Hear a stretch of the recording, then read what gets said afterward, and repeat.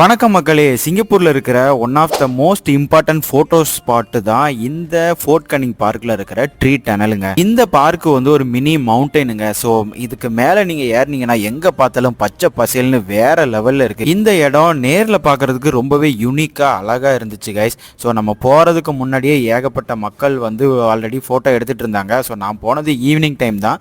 Evening டைம்லேயே இங்க வந்து கியூல நின்று போட்டோ எடுத்துட்டு இருந்தாங்க. டே டைம்ல வந்து வேற லெவல்ல கியூ நிக்குமா.